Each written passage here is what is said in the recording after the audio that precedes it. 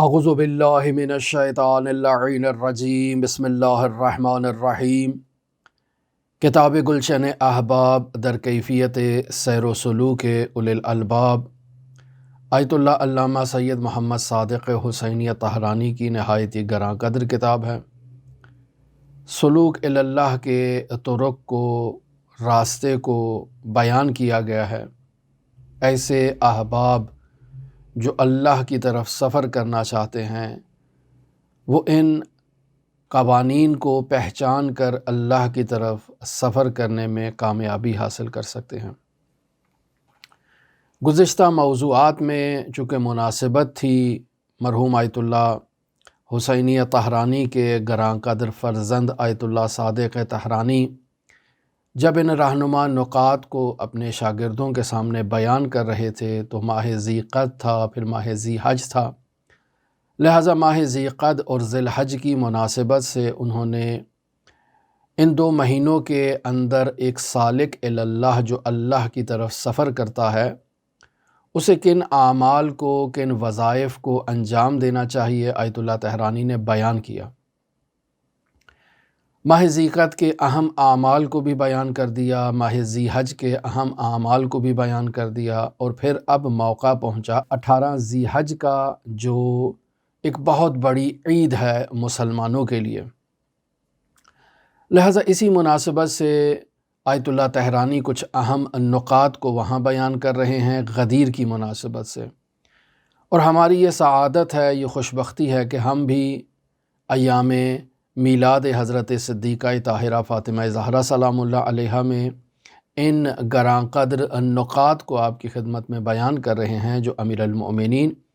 علی ابن ابی طالب علیہ آلاف و تحیت و ثنا کی محبت سے متعلق ہے، ان کی ولایت سے متعلق ہے،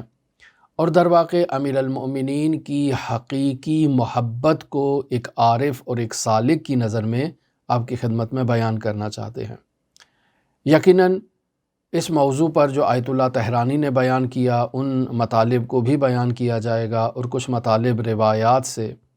ہم آپ کی خدمت میں بیان کریں گے، در واقع انہی مطالب کی تائید میں جو آیت اللہ طہرانی بیان کر رہے ہیں۔ لہٰذا آیت اللہ صادق طہرانی اپنے والد سے گفتگو کا آغاز کرتے ہیں کہ مرحوم علامہ حسینی طہرانی وہ بیان کیا کرتے تھے کہ لوگ اپنی زندگی میں انواع و اقسام کے گناہ کرتے ہیں، اللہ کی نافرمانی کرتے ہیں، اللہ کے حقوق کو پامال کرتے ہیں، صرف اللہ ہی کے حقوق کو پامال نہیں کرتے ہیں بلکہ معاشرے میں موجود ایک دوسرے کے حقوق کو بھی پامال کرتے ہیں، حرام عمل کو انجام دینے میں کسی قسم کی کوئی شرم محسوس نہیں کرتے۔ پس معاشرے میں ہم لوگ جو مسلمان ہیں، ہم لوگ جو امیر المؤمنین علی ابن ابی طالب علیہ آلاف و تحیت و ثنا کے شیعہ اور عقیدت مند ہیں، ہمارے اندر بھی ایسے طبقات موجود ہیں کہ ایک طرف اللہ کے حقوق کو پامال کریں گے، دوسری طرف عام مؤمنین کے اور عام لوگوں کے حقوق کو پامال کریں گے۔ اور اگر مزید اس میں بہتر لطافت کے ساتھ اس مطلب کو بیان کیا جائے تو بس اوقات انسان دوسرے کے بارے میں بدگمانی رکھتا ہے، دوسرے کے بارے میں بری نیت رکھتا ہے، نیت سو۔ ایک مومن ایک دوسرے مومن کے بارے میں، ہم چونکہ محور گفتگو مومن کو قرار دینا چاہتے ہیں، لہٰذا وہ افراد جو امیر المومنین کے عقیدت مند نہیں ہیں، امیر المومنین کے چاہنے والے نہیں ہیں، انہیں بھی اس گفتگو میں شامل کیا جا سکتا ہے، لیکن اس وقت ہمارا محور گفتگو مومنین سے متعلق ہے۔ بس یہ علی کے چاہنے والے ہیں، اللہ کے حقوق کو پامال کرتے ہیں، دوسرے مومنین کے حقوق کو پامال کرتے ہیں، دوسرے مومنین کے اوپر بری نیت رکھتے ہیں،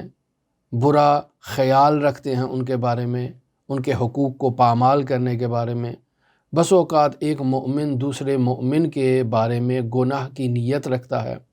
یہ سب ایسی چیزیں ہمارے معاشرے میں موجود ہیں، اور جب ان مومنین سے آپ سوال کرتے ہیں کہ آپ تو علی کے چاہنے والے ہیں، آپ تو علی کے عقیدت مند ہیں،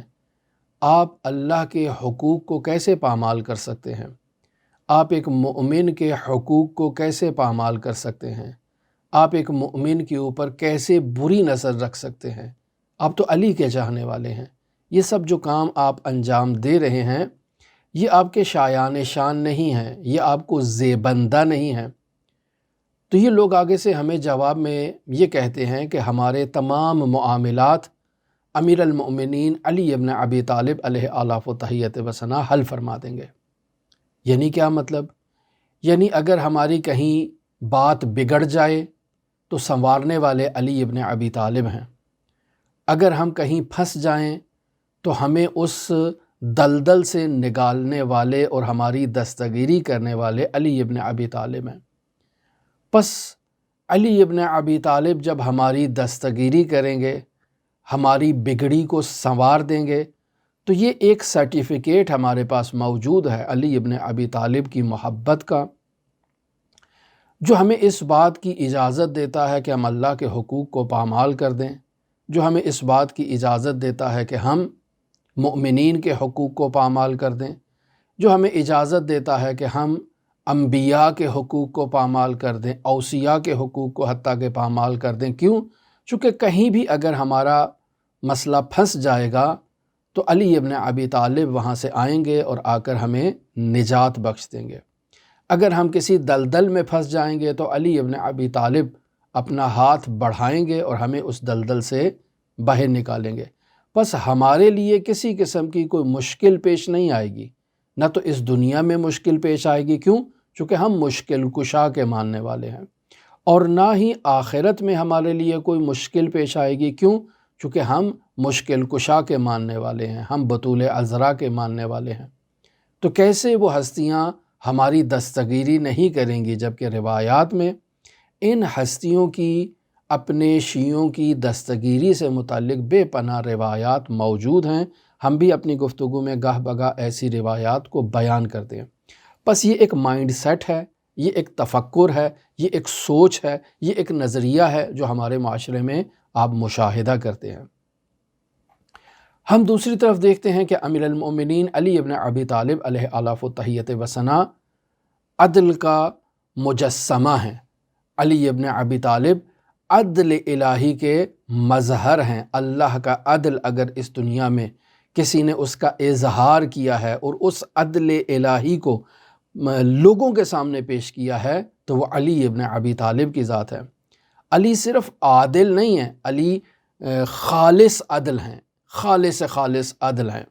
اور ہرگز ایسا نہیں ہو سکتا کہ انسان جو کچھ بھی کرے، جو پست عمل انجام دے، جو برا عمل انجام دے، اور پھر اس کے بعد اس سرٹیفکیٹ کو ہمارے سامنے پیش کر دے کہ بھی ہمارے پاس تو امیر المؤمنین علی ابن ابی طالب کی ذات ہے، وہ ہماری غلطیوں سے چشم پوشی کریں گے، ہماری غلطیوں کو معاف کر دیں گے۔ ہم اس دنیا میں جتنی مرضی شراب پئیں، جتنی مرضی جو ہے وہ فحاشی کریں، زنا کریں، لواط کریں، گناہ کریں، غیبت کریں، تہمت کریں، لوگوں کے حقوق کو پامال کریں، قتل و غارت کریں، کوئی مسئلہ نہیں ہے۔ جو کچھ بھی ہم کریں، علی ابن ابی طالب ہماری غلطیوں سے چشم پوشی کریں گے، علی ابن ابی طالب ہماری شفاعت کریں گے۔ یہ کیسے معاشرے میں نظریہ موجود ہے؟ ہم علی تک پہنچنا چاہتے ہیں تو کیا ان اعمال کے ساتھ ہم علی تک پہنچ سکتے ہیں؟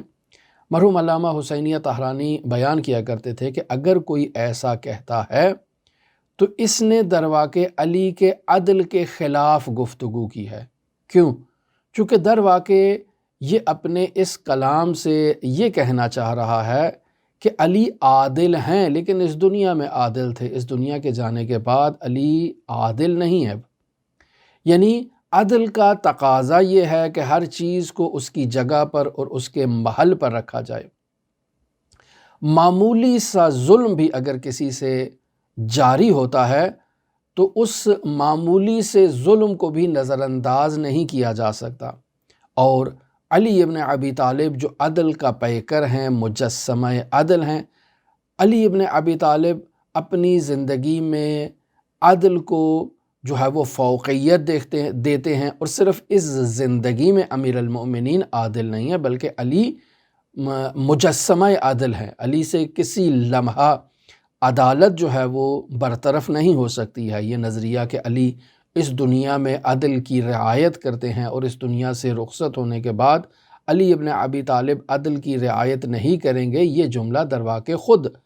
ظلم ہے، یہ جملہ درواقع خود امیر المومنین علی ابن ابی طالب کے اوپر ظلم کی نسبت دینا ہے۔ یعنی درواقع ہم یہ کہنا چاہ رہے ہیں کہ وہ علی جس کی ماہیت عین عدل ہے، اس دنیا سے رخصت ہونے کے بعد العیاذ باللہ علی ابن ابی طالب کی ماہیت عدل سے ظلم میں تبدیل ہو چکی ہے۔ یعنی علی صرف اس دنیا میں عادل تھے، دنیا سے رخصت ہونے کے بعد علی کی ماہیت تبدیل ہو چکی ہے۔ اب علی عادل نہیں ہے، بلکہ علی جو ہے وہ اپنے چاہنے والوں کو اس معیار پر تولیں گے کہ جتنا مرضی وہ ظلم لے کر علی کی بارگاہ میں آئیں، علی ان کے ظلم کو عدل میں تبدیل کر دیں گے، ان کے ظلم کو انصاف میں تبدیل کر دیں گے، علی ان کے اوپر دست شفقت رکھیں گے، علی ابن ابی طالب جو ہے وہ ان کی شفاعت کریں گے۔ لہٰذا امیر المومنین علی ابن ابی طالب کی زیارت میں یہ جملہ کہا جاتا ہے کہ السلام علی میزان الاعمال، یعنی میزان اعمال پر میرا سلام ہو۔ میزان کسے کہتے ہیں؟ میزان کہا جاتا ہے ترازو کو، یعنی امیر المؤمنین علی ابن ابی طالب عمل کے لیے ترازو ہیں، یعنی ایک ایسا ترازو ہے کہ انسان نے جو عمل بھی انجام دیا ہو، چھوٹے سے چھوٹا عمل انجام دیا ہو، اسے اس ترازو پر رکھا جائے گا اور اس ترازو نے عدل کے مطابق جو ہے وہ فیصلہ کرنا ہے۔ اب جب عدل کے مطابق فیصلہ کرنا ہے تو ہر وہ عمل جو انسان نے انجام دیا ہوگا، اس کی نیت سے لے کر، اس کے مقدمات سے لے کر، اس عمل کے نتائج تک ہر چیز کو میزان عدل پر رکھا جائے گا، اور علی ابن ابی طالب اس عدل کے ترازو پر اس عمل کو پرکھیں گے، اور اگر عدل کے مطابق ہوگا تو اس کو جزا دی جائے گی، اور اگر عدل کے مطابق نہیں ہوگا تو امیر المومنین اس عمل کو جو ہے وہ اس شخص کے منہ پر مار دیں گے اور اسے ایکسیپٹ نہیں کریں گے۔ حتیٰ یہ عبادات، حتیٰ یہ نیکیاں، حتیٰ یہ جو اللہ کی بارگاہ میں تقرب انسان حاصل کرنے کے لیے ذکر و اذکار کرتا ہے، سب اسی کیفیت میں اور اسی حالت میں ہے۔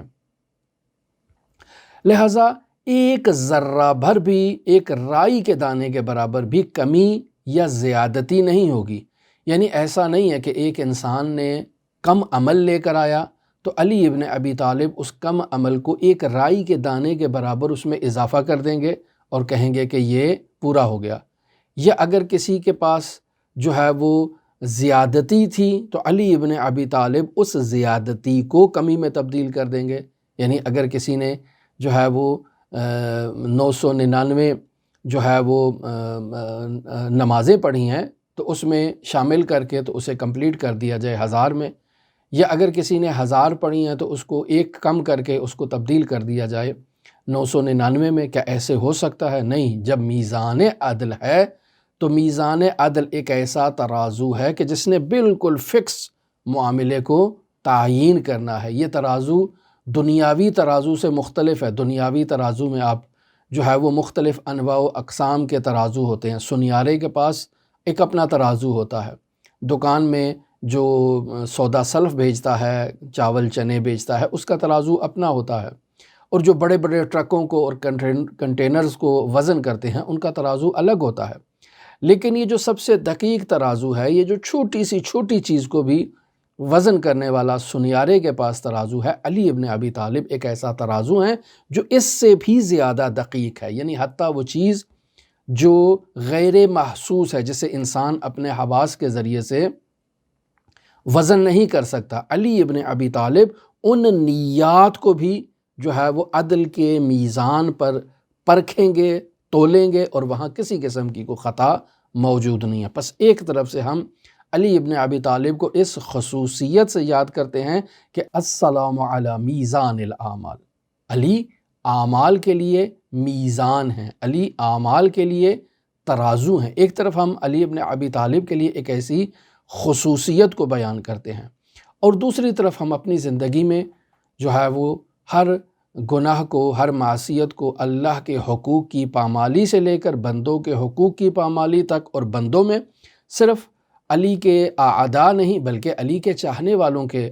جو حقوق ہیں ان کو بھی پامال کرتے ہیں، پھر اس سے بھی بڑھ کر ہم اپنے حقوق کو پامال کرتے ہیں، اور پھر کہتے ہیں کہ علی ہماری ان کوتاہیوں کو درگزر فرمائیں گے اور ان کا جبران کر دیں گے۔ مرحوم علامہ حسینیہ طہرانی فرمایا کرتے تھے کہ ہم در واقع خود کو دھوکہ دے رہے ہیں، اور یہ جو کام بھی ہم اپنی زندگی میں انجام دیتے ہیں اور ہم کہتے ہیں کہ ہمارے پاس علی ابن ابی طالب موجود ہیں، وہ ہماری بگڑی کو بنا دیں گے، سنوار دیں گے، ہماری دستگیری فرمائیں گے، ہمارا یہ کہنا در واقع ہمیں خود کو دھوکہ دینا ہے۔ ہم یہ جو سانس لے رہے ہیں، یہ جو ہم نیت کر رہے ہیں، اگر یہ سانس اللہ کی معصیت میں ہے، اگر یہ نیات اللہ کی معصیت میں اور گناہ میں اور نافرمانی میں ہے، تو علی کے ترازو عدل پر اس سانس کا حساب بھی لیا جائے گا، اس جو نیت ہے اس کا بھی حساب لیا جائے گا۔ حالانکہ سانس جو ہے وہ اسے آپ کسی ترازو میں تول نہیں سکتے ہیں، اس دنیا میں موجود کوئی ترازو سانس کو تولنے کے لیے نہیں ہے، کوئی بھی ایسا ترازو نیات کو تولنے کے لیے نہیں ہے، جبکہ علی جو میزان اعمال ہیں اس پر یہ تمام انسان کے سانس جو اللہ کی نافرمانی میں ہوں گے، یہ تمام سانس جو اللہ کی گستاخی میں ہوں گے، یہ تمام نیات جو انسان کے نامہ عمل میں ثبت اور ضبط ہو چکی ہیں، تمام اس میزان عمل علی ابن ابی طالب پر اور اس ترازو پر تولے جائیں گے۔ اب چاہے ہم اس پہ راضی ہوں، چاہے ہم اس پہ راضی نہ ہوں، چاہے ہم چاہتے ہوں کہ علی ہماری نیات کو اور ہماری ان گستاخیوں کو اور اللہ کی نافرمانی میں یہ جو ہم نے سانس لیے ہیں، علی ابن ابی طالب ان کو اس ترازو عدل پر پرکھیں، چاہے ہم نہ چاہتے ہوں، ہمارا چاہنا یا نہ چاہنا اس میں کوئی میٹر نہیں ہے، کوئی اہمیت نہیں رکھتا ہے، یہ اس میزان عمل پر تولے جائیں گے۔ اب اگر کوئی ہماری اس بات پر اعتراض کرتا ہے اور کہتا ہے کہ آپ نے عجیب بات کر دی، کیا امیر المؤمنین علی ابن ابی طالب علیہ آلاف و تحیت و ثنا سے متعلق یہ عظیم الشان روایات جو ابھی میں آپ کی خدمت میں بیان کروں گا، یہ ایک قطرہ ہے جو میں بیان کروں گا، وگرنہ روایات کا آپ ایک سلسلہ دیکھیں تو الا ماشاء اللہ الا ماشاء اللہ روایات موجود ہیں کہ امیر المؤمنین علی ابن ابی طالب علیہ آلاف و تحیت و ثنا کی محبت جو ہے وہ گناہوں کو نیکیوں میں تبدیل کر دیتی ہے۔ کیا رسول خدا صلی اللہ علیہ وآلہ وسلم سے یہ روایات موجود نہیں ہے؟ بطور مثال مرحوم کلینی رحمۃ اللہ علیہ کافی جلد نمبر 1 ہے، صفحہ نمبر 444 پر حدیث نمبر 15 کے تحت رسول خدا صلی اللہ علیہ وآلہ وسلم سے یہ روایت بیان کرتے ہیں۔ کیا ارشاد ہوتا ہے؟ رسول خدا صلی اللہ علیہ وآلہ وسلم ارشاد فرماتے ہیں، ان ربی وعدنی فی شیعت علی خصلۃ، کہ بے شک میرے پروردگار نے مجھ سے علی ابن ابی طالب علیہ آلاف و تحیت و ثنا کے شیعوں کے بارے میں ایک خصلت کا، ایک خصوصیت کا، ایک فضل کا جو علی کے شیعوں میں موجود ہے، اللہ نے مجھ سے وعدہ کیا ہے۔ وہ کیا ہے؟ قیل، رسول خدا صلی اللہ علیہ وآلہ وسلم سے سوال ہوا، یا رسول اللہ وما ہی، اے رسول خدا وہ فضل، وہ خصوصیت کیا ہے، بیان فرمائیے۔ قال، رسول خدا فرماتے ہیں، المغفرۃ لمن آمن منہم، کہ جو بھی علی ابن ابی طالب علیہ آلاف و تحیت و ثنا پر محبت رکھتا ہے، ایمان لے کر آتا ہے کہ وہ رسول خدا کے جانشین ہیں، تو اللہ اس محبت کرنے والے محب کے لیے مغفرت کا اللہ وعدہ کرتا ہے۔ یہ اللہ نے رسول خدا صلی اللہ علیہ وآلہ وسلم سے اس فضیلت کا وعدہ فرمایا ہے۔ اور پھر کیا ہے؟ وَأَن لَا يُغَادِرَ مِنْهُمْ صَغِيرَةً وَلَا كَبِيرَةً، اور ان میں سے کوئی چھوٹا یا بڑا گناہ ان کے وجود میں اور ان کے نامہ اعمال میں باقی نہیں چھوڑا جائے گا، بلکہ کیا ہوگا؟ وَلَهُمْ تُبَدِّلُ السَّيِّئَاتِ حَسَنَاتٍ، کہ اللہ ان کی برائیوں کو حسنات میں اور نیکیوں میں تبدیل کر دے گا۔ اب ایسی احادیث بعض لوگ پڑھتے ہیں نا، تو ان کے ذہنوں میں یہی خیال آتا ہے کہ آج ہم اگر شراب کی بوتل لے کر اس سے شراب پی لیں گے تو کل کو اللہ اس شراب کو نماز تہجد میں تبدیل کر دے گا۔ آج اگر ہم کسی کے جو اموال ہیں اس کو غارت کرتے ہیں تو خداوند متعال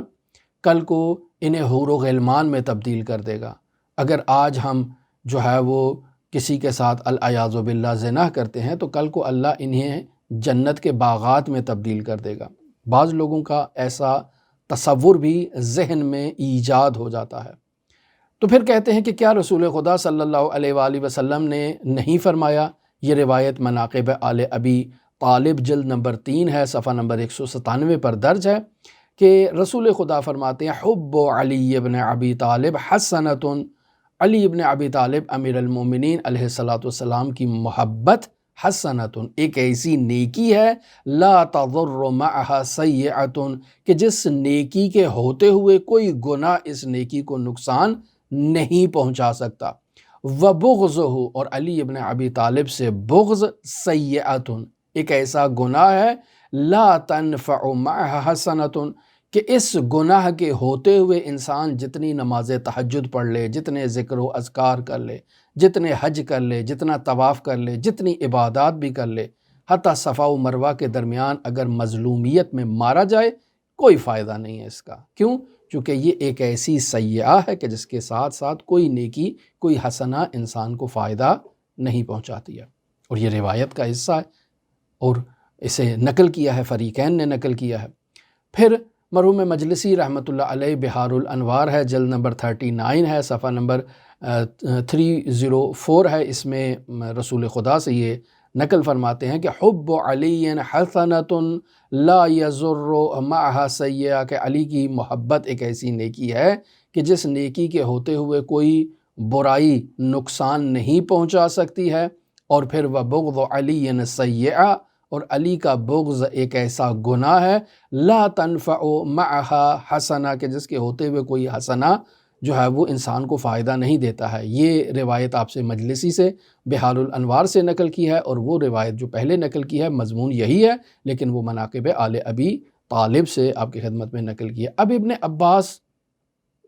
رسول خدا صلی اللہ علیہ وآلہ وسلم سے روایت کو نقل کرتے ہیں جو درواقع مناقب آل ابی طالب میں بھی موجود ہے، جلد نمبر 3 ہے، صفحہ نمبر 198 ہے، اور بحار الانوار میں مرحوم مجلسی نے بھی اسی سابقہ ایڈریس میں صفحہ نمبر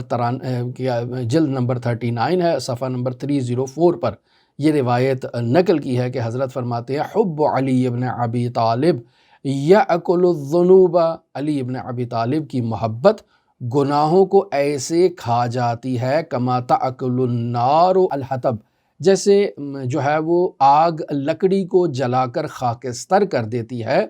ایسے ہی علی ابن ابی طالب کی محبت جو ہے وہ گناہوں کو انسان کے وجود سے ختم کر دیتی ہے۔ اب یہ روایات ہم ایک طرف رکھتے ہیں، پھر دیکھیں روایت میں موجود ہے مناقب آل ابی طالب جلد نمبر 3 ہے، صفحہ نمبر 197 پر بیان ہوتا ہے حب علی ایمان و بغضہ کفر، کہ علی کی محبت جو ہے وہ ایمان مطلق ہے، یعنی ایمان خالص ہے، و بغضہ یعنی علی کے کینہ جو علی ابن ابی طالب سے متعلق انسان کے وجود میں کینہ ایجاد ہوتا ہے، یہ کینہ کفر ہے۔ اب اس کفر کے ہوتے ہوئے انسان جو ہے وہ کوئی بھی عمل خیر انجام دے تو وہ اس کو فائدہ نہیں دیتا ہے۔ کیوں؟ چونکہ ایمان کے ساتھ گناہ مطابقت نہیں رکھتا ہے، اور اس طرف سے کفر کے ساتھ کوئی حسنہ مطابقت نہیں رکھتا ہے، یہ آپس میں دونوں متضاد ہیں۔ الظاہر ہم دیکھتے ہیں کہ ایک طرف انسان میں حسنہ موجود ہے اور دوسری طرف ہم دیکھتے ہیں کہ گناہ بھی موجود ہے، تو اب حسنہ موجود ہے، وہ حسنہ کیا ہے؟ علی ابن ابی طالب سے محبت ہے، اور دوسری طرف جو ہم گناہ دیکھ رہے ہیں تو یہ گناہ آپس میں دونوں متضاد چیزیں کیسے جمع ہو سکتی ہیں؟ یہ جمع نہیں ہو سکتی ہیں۔ پس کیا ہے؟ اس کا مطلب ہے کہ وہ حسنہ جو ہے یعنی علی ابن ابی طالب کی جو محبت ہے وہ اس ایمان خالص کے مرتبے پر نہیں پہنچی ہے، کیونکہ بیان کیا گیا ہے اس روایت میں حب علی ایمان، علی کی محبت ایمان ہے۔ کون سا ایمان ہے؟ ایمان قل ہے، ایمان خالص ہے۔ اب ایمان کے ہوتے ہوئے کیسے ممکن ہے کہ کوئی انسان گناہ کر دے؟ یہ تو ممکن ہی نہیں ہے۔ اور دوسری طرف سے اگر ایک انسان علی سے محبت نہیں رکھتا ہے اور اس شخص کے وجود میں کفر ہے، یعنی وہ بغضہ کفر، علی سے بغض رکھتا ہے، نفرت رکھتا ہے، عداوت رکھتا ہے، اناد رکھتا ہے، دشمنی رکھتا ہے، علی کو دیکھ کر یا علی کا نام سن کر اس کے وجود میں ایک بیزاری ایجاد ہو جاتی ہے تو اس کے وجود میں ایک کفر چھپا ہوا ہے۔ یہ نماز تہجد بھی پڑھتا ہے، جماعت کے ساتھ نمازیں بھی پڑھتا ہے، تراویحیں بھی پڑھتا ہے، قرآن مجید کی تلاوت بھی کرتا ہے، حجوں پہ حج انجام دیتا ہے، صدقات دیتا ہے، خیرات کرتا ہے، لیکن چونکہ اس کے وجود میں ایک کفر چھپا ہوا ہے اور وہ کفر اس کی ان تمام چیزوں کے اوپر غالب ہے، یہ تمام چیزیں اس کی جو ہے وہ اللہ کی بارگاہ میں مقبول نہیں ہے۔ کیوں؟ چونکہ اس کے ایمان پر کفر کا غلبہ ہے، یہ مومن نہیں ہے، یہ حقیقت میں کافر ہے۔ اب جب ان چیزوں کو ہم دیکھتے ہیں تو ایک طرف سے ایمان خالص ہے اور ایمان خالص کے ساتھ گناہ مطابقت نہیں رکھتا ہے، اور دوسری طرف گناہ ہے تو اس گناہ کے ساتھ نیکی مطابقت نہیں رکھتی ہے۔ لہٰذا حضرت ام سلمہ سلام اللہ علیہا رسول خدا صلی اللہ علیہ وآلہ وسلم سے نقل فرماتی ہیں، جسے مرحوم مجلسی نے بہار کی جلد نمبر 27 ہے، صفحہ نمبر 151 ہے، حدیث نمبر 19 کے تحت اس روایت کو بیان کیا ہے کہ فرماتے ہیں لا یبغضکم الا ثلاثہ، کہ اہل بیت تم سے محبت کے مد مقابل جو بغض کرنے والے ہیں تم سے بغض نہیں کریں گے، الا ثلاثہ، مگر 3 قسم کے گروہ ایسے ہیں جو اے اہل بیت تم سے بغض کریں گے۔ پہلا گروہ کون سا ہے؟ ولد الزنا، یعنی وہ شخص جو حرام زادہ ہے، جس کی ولادت طیب نہیں ہوئی ہے، پاکیزہ ولادت نہیں ہوئی ہے، اور یہاں بھی باقاعدہ جملے موجود ہیں کہ شیطان جو ہے وہ ان کی ماؤں کے ساتھ جو ہے وہ زنا کرتا ہے، جس کے نتیجے میں یہ ان کی ولادت طیب نہیں ہوتی ہے۔ اب یہاں شیطان زنا کرتا ہے، اس سے کیا مراد ہے؟ یہاں بعض فقہا بیان کرتے ہیں کہ در واقع یہ مجسم انسان کی طرف اشارہ ہوا ہے کہ یہ شیطان جو انسان کی صورت میں ہے یہ ماں کے ساتھ زنا کرتا ہے، اس وجہ سے وہ حرام زادہ پیدا ہوتا ہے۔ بعض یہ تعبیرات کی ہیں، بعض کہا کہ نہیں، شیطان سے مراد یہاں ابلیس ہے، کہ وہ ابلیس در واقع اس عمل مباشرت میں شریک ہوتا ہے جس وجہ سے یہ شخص حرام زادہ پیدا ہوا ہے۔ خوب، پس پہلا ہے کہ حرام زادہ جو ہے وہ اہل بیت سے بغض رکھے گا، ہرگز محبت اس کے وجود میں نہیں ہوگی۔ دوسرا کون سا ہے؟ وہ منافقن، یعنی منافق وہ شخص ہے کہ جس کے وجود میں اہل بیت محمد مصطفیٰ صلی اللہ علیہ وآلہ وسلم سے محبت نہیں ہوگی۔ اور تیسرا گروہ جس کے بارے میں رسول خدا فرما رہے ہیں وَمَنْ حَمَلَتْ بِهِ أُمُّهُ وَهِيَ حَائِضٌ، یعنی جس کی ماں حالت حیض میں حاملہ ہو جائے، ایسا شخص کبھی اہل بیت علیہ السلام سے محبت نہیں رکھ سکتا۔ کیوں؟ چونکہ اہل بیت علیہ السلام سے محبت صرف طیب الولادت انسان جو ہے وہ کر سکتا ہے، دوسرا نہیں کر سکتا۔ کیوں؟ چونکہ یہ وہ ہستیاں ہیں کہ جن سے اللہ نے رجس کو دور رکھا ہے۔ خوب، اب یہاں جابر بن عبداللہ الانصاری نے اپنی زندگی میں انہی روایات کو دیکھ کر ایک فارمولہ بیان کر دیا ہے۔ پس حضرت جابر بن عبداللہ الانصاری کی زندگی میں فارمولہ کیا تھا؟ مرحوم مجلسی رحمۃ اللہ علیہ بہار الانوار ہے، جلد نمبر 27 ہے، صفحہ نمبر 151 پر جو ہے وہ اسے تحریر کرتے ہیں کہ جابر نے فارمولہ کیا بیان کیا۔ فرماتے ہیں فَكُنَّا نَعْرِضُ حُبَّ عَلِيٍّ عَلَىٰ أَوْلَادِنَا، کہ ہم اپنی زندگی میں اپنے بچوں کے اوپر علی کی محبت کو پیش کرتے تھے۔ فَمَنْ أَحَبَّ عَلِيًّا، جو علی سے محبت کرتا تھا، علمنا، تو ہم جان لیتے تھے کہ أَنَّهُ مِنْ أَوْلَادِنَا، کہ یہ ہمارا اپنا بچہ ہے۔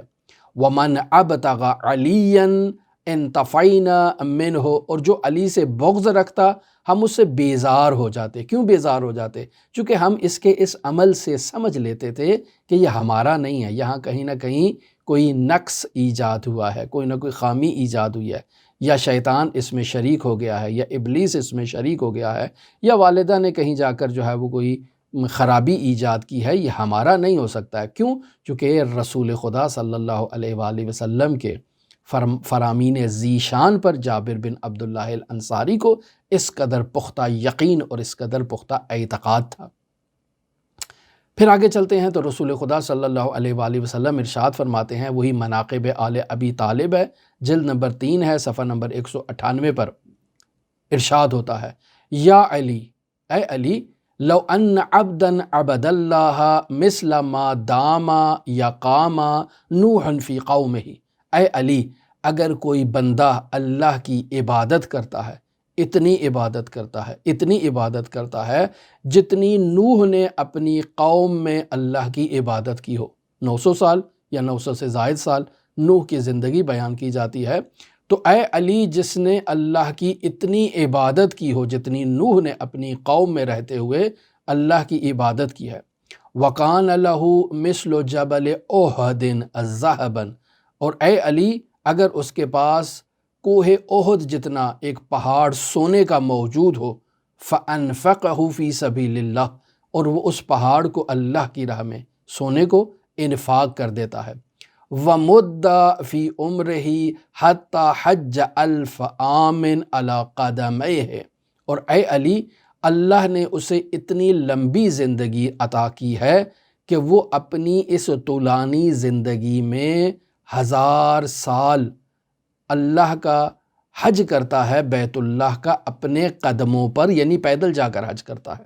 اور پھر جب آخری حج انجام دے رہا ہے ثم قتل بین الصفا والمروہ مظلوما، اور پھر صفا اور مروہ کے درمیان مظلومیت میں مارا جاتا ہے، لیکن اس کے یہ تمام اعمال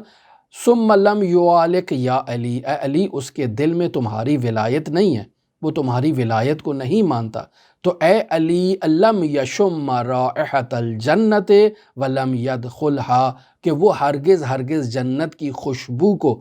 نہیں سونگے گا، استشمام نہیں کرے گا، اور ہرگز جنت میں داخل نہیں ہوگا۔ پس جتنے بھی اعمال لے کر آیا تھا سب اعمال اس کے منہ پر مار دیے جائیں گے۔ پھر دوسری حدیث رسول خدا صلی اللہ علیہ وآلہ وسلم سے مناقب آل ابی طالب ہے، جلد نمبر 3 ہے، صفحہ نمبر 198 ہے، وہاں کا ارشاد ہوتا ہے لو ان عبدا عبد اللہ تعالی بین الرکن والمقام 1000 عام ثم 1000 عام، یعنی اگر کوئی بندہ رکن اور مقام ابراہیم کے درمیان کھڑے ہوئے 2000 سال اللہ کی عبادت کرتا ہے، وَلَمْ يَكُنْ يُحِبُّنَا أَهْلَ الْبَيْتِ، لیکن اس کے وجود میں اہل بیت محمد مصطفیٰ صلی اللہ علیہ وآلہ وسلم کی محبت موجود نہیں ہے، لَأَقَّبَهُ اللَّهُ عَلَى مِنْخَرَةٍ فِي النَّارِ، تو اللہ اس کو ناک سے پکڑ کر ناک کے بل اس کو اللہ جہنم کی آگ میں دھکیل دے گا اور اسے جہنم میں ڈال دے گا۔ پس عزیزان محترم، اب یہاں میں آپ کی خدمت میں خلاصہ بیان کرتا ہوں آج کی گفتگو کا، کہ ایک طرف ہم یہ کہتے ہیں کہ علی ابن ابی طالب علیہ آلاف و تحیت و ثنا سے محبت کرنے والا انسان ہے، علی کا چاہنے والا انسان ہے، موالیان علی سے ہے، ہر وقت علی علی علی کرتا رہتا ہے، دوسری طرف اس کی زندگی میں گناہ موجود ہیں۔ اب ایک طرف علی ہے، دوسری طرف گناہ ہے، تو جب ان دو